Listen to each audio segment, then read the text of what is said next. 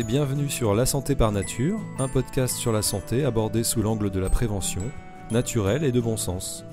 Je suis Anthony Viau, naturopathe à Paris et à Vannes, en Bretagne, et c'est avec plaisir que je vous accompagne sur les chemins de la santé naturelle. Dans ce premier épisode, je vous présente le podcast et pourquoi j'ai voulu le créer.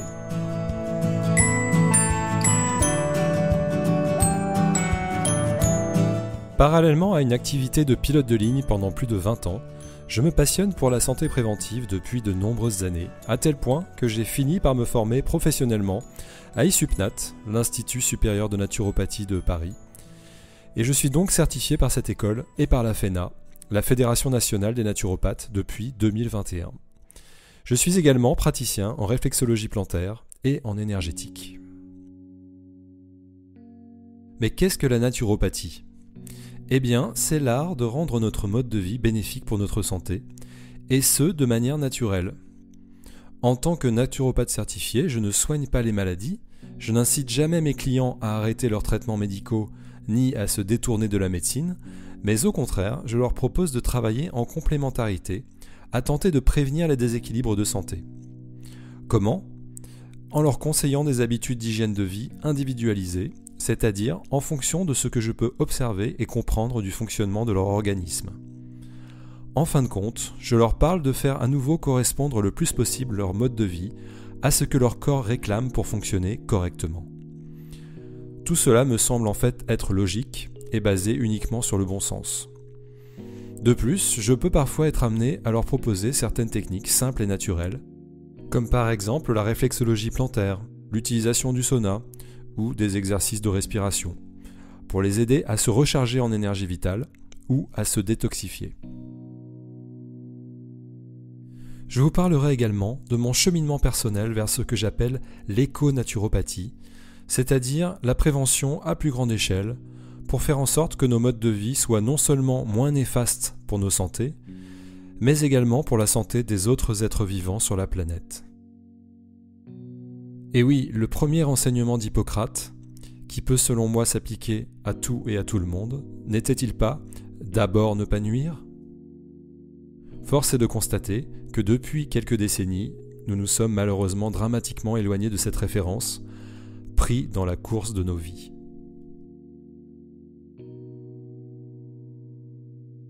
Dans ce podcast, je vais donc vous parler des possibilités qui nous sont offertes pour prévenir autant que possible les troubles de santé, ce qui ne veut pas dire qu'il ne faille pas se soigner lorsqu'on est malade, bien sûr. Le tout de manière naturelle et en prenant en compte au maximum nos contextes personnels et notre environnement de vie. Car en fin de compte, à quoi bon être en bonne santé sur une planète malade et invivable ?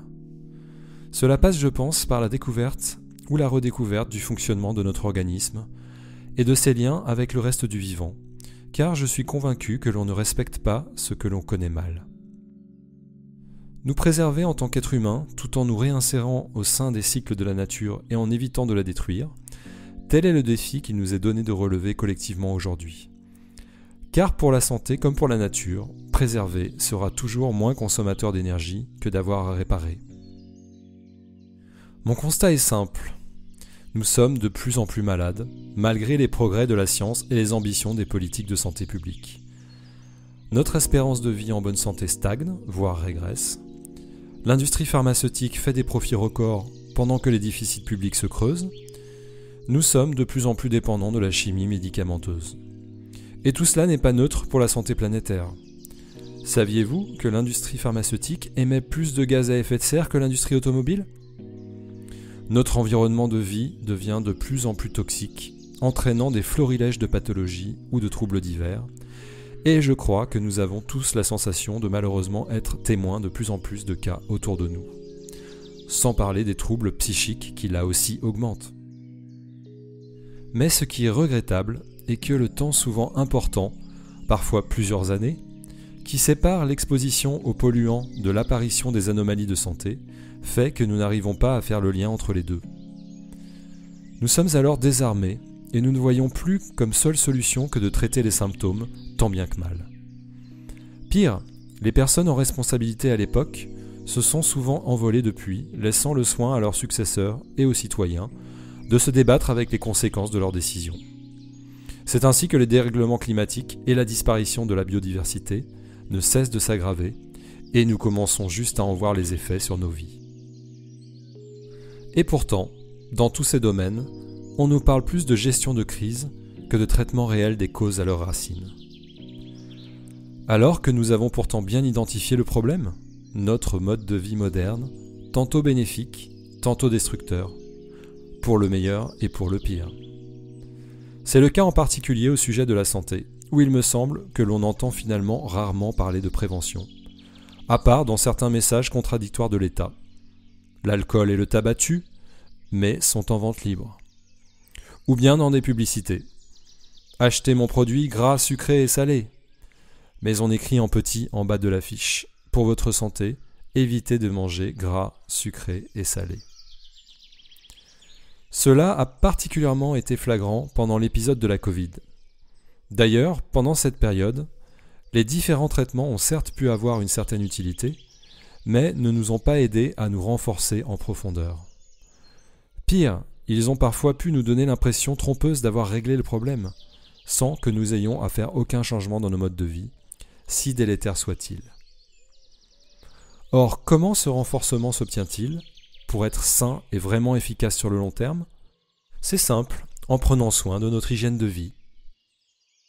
Simple et compliqué à la fois, car il est certain que nous préférerions prendre chaque jour un médicament nous assurant une bonne santé. Mais je ne vous apprends rien en vous disant que cette pilule magique n'existe pas. Et c'est tant mieux, car alors nous en serions dépendants toute notre vie. Rappelez-vous, on entendait chaque jour à la télé nos dirigeants déplorer que la grande majorité des personnes qui décédaient de la Covid étaient des personnes très âgées et ou présentant des comorbidités. Obésité, hypertension, diabète, etc. Il y a eu des exceptions bien sûr, mais globalement, j'ai retenu qu'il s'agissait de personnes au terrain souvent affaiblies et dégradées. Vous imaginez Emmanuel Macron annoncer en pleine épidémie aux 20h ?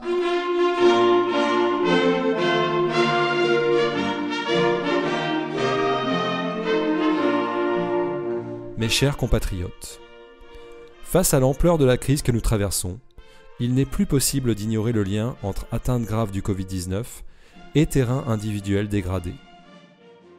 Nous allons donc proposer dès demain un accompagnement individualisé aux personnes présentant des troubles métaboliques importants afin de les aider, en complément de leurs traitements médicaux, à renforcer leur terrain immunitaire et ainsi à être moins vulnérables face au virus. Je m'engage devant vous ce soir à leur donner la possibilité d'entamer un travail sur leur hygiène de vie quotidienne, alimentation, exercice physique, gestion psycho-émotionnelle, réduction du stress, consolidation du lien social. Nous avons donc pris la décision d'inclure des naturopathes certifiés au sein du groupe de conseillers de santé auquel nous nous référons, puisque ce sont des professionnels qui font partie de ceux dont la prévention est justement le métier. L'OMS définit d'ailleurs la naturopathie comme un ensemble de méthodes de soins visant à renforcer les défenses de l'organisme par des moyens considérés comme naturels et biologiques. Vous le voyez, c'est exactement ce dont nous avons besoin pour que nous soyons collectivement moins vulnérables aux virus tels que le Covid-19, tout en ayant un impact moindre sur la planète. Mais pour pouvoir se renforcer collectivement, il faut également que les facteurs de pollution environnementale soient pris en compte, puisqu'ils ont un impact réel sur nos santé. C'est pourquoi nous continuerons à nous battre pour les réduire. Ensemble, nous pouvons acquérir la capacité de ne plus être en lutte contre ce virus, ou les suivants, mais d'avoir des organismes entraînés à plus facilement s'y adapter. Vive la santé, vive la prévention et vive la France!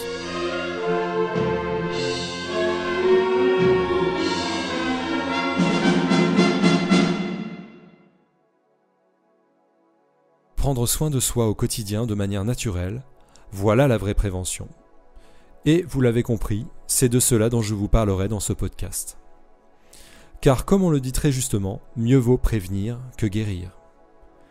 Cette devise de bon sens peut s'appliquer à l'être humain bien sûr, mais aussi à tout ce qui vit sur Terre, voire à la planète elle-même. Mais je ne vais pas vous mentir, j'aurais bien aimé la faire mienne et connaître tout cela avant d'avoir été moi-même souffrant. Pas du Covid, mais d'une maladie auto-immune. mais je vous parlerai de ça dans un prochain épisode. Je ne suis pas médecin, et ce podcast n'a aucune visée médicale, diagnostique ou thérapeutique, mais uniquement informationnelle.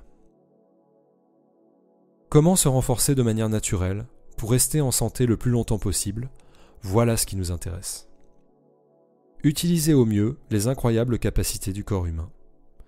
Car nous ne nous en rendons pas vraiment compte, mais notre organisme est programmé pour se réparer et se régénérer en permanence si on le met dans les conditions adéquates.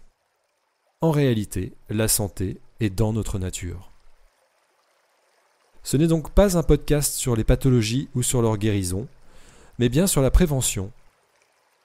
Pour prendre une analogie, si je faisais un podcast sur les voitures, je ne parlerais pas de panne, ni de réparation chez le garagiste, mais d'éco-conduite, d'entretien du véhicule et de choix du bon carburant.